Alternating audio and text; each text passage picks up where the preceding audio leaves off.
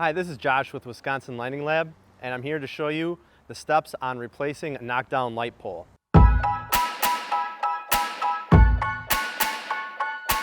So what happens is you show up to your business and you notice that the light pole is knocked down. So what you need to do is section off the area with cones or tape, block it off so that people don't start touching the pole. It could be electrified, and there's going to be broken glass, sharp metal. So you want to block off the area. That would be the first thing. Another thing to consider is, how did the pole fail? Was it hit by a vehicle? Was it harmonic vibrations? Something else that was done to the pole that caused it to fail? And those are other things that can go in depth later, but it can be, if it's not just a simple knockdown by a vehicle, then sometimes you want to have an engineer inspect certain things to determine, because if you have other poles at that location, they could be susceptible to the same issues. So a good initial visual check of other poles on the premises should be done at that time as well. If it's a car struck the pole and knocked it down, then you can move on to the other inspections of the footing and the bolts to see what you can reuse. Then you want to make sure that the power is off to the pole. After that, you're going to want to measure the pole, inspect the footing, make sure everything can be reused, and then go online and order a new pole. I'll go into further details with the preliminary steps, and then once that's taken care of and you have the pole on order, then you'll want to work with a contractor to install the pole, and we'll go through those steps later on.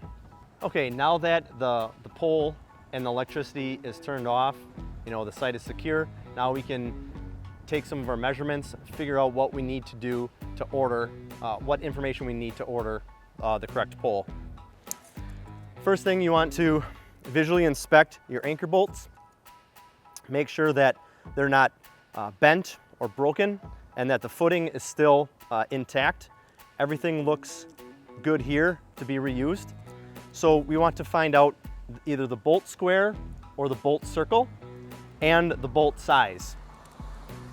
Sometimes it's hard to measure the bolt circle, which is the diagonal measurement. If that's the case, then you would measure the bolt square, so it's be the side-to-side measurement, and then you can use a simple formula of divide by 0.707 to find the bolt circle. And that is the measurement you're going to need to make sure your new light pole will fit on the existing anchor bolts. For a more in-depth video on how to measure existing anchor bolts, see the link above. One other piece of information that you'll want to figure out is how your new light fixture is going to mount. Usually there's two different ways. There's the direct arm mount, where it mounts directly to the side of the pole, and the other one would be with a tenon. On this particular pole, we have both types of applications, so I can show you each one. This particular one is the direct mount, where we will have it drilled singly on the side of the pole, so the fixture will bolt up and it will stay stationary.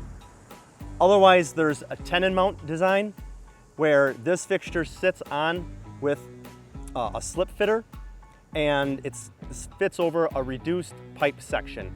And if you're going to use this style mount, you'll want to confirm that your fixture and the pole tenon is going to work with each other. If you order both the fixture and the pole from Wisconsin Lighting Lab, we will make sure that they fit together. Now that we've inspected the footing, make sure that it's adequate for new installation and the anchor bolts can be reused. We've measured the anchor bolts, we've measured the pole, we've figured out our fixture mounting. Now you're ready to go to Wisconsin Lighting Lab and order your pole.